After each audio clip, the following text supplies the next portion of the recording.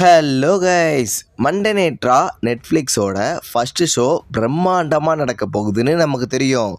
ஆனால் நமக்கு இப்போ என்ன தகவல் வந்திருக்குன்னா, இந்த ஷோ 3 மணி நேரத்துக்கு மேலே, அதாவது 4 மணி நேரம் இந்த ஷோ நடக்க போகுதுன்னு மிகப்பெரிய சோர்ஸ் மூலமாக நமக்கு அப்டேட் கிடச்சிருக்கு. ஆல்ரெடி 3 மணி நேரம் மண்டே நைட்ராவை டெலிகாஸ்ட் செஞ்சு ரசிகர்களுக்கு ஒரு கட்டத்தில் அது போராக அமைஞ்சிருக்கும். பட் இந்த ஷோ 4 மணி நேரம் நடந்தால் கூட மொக்க அடிக்காது.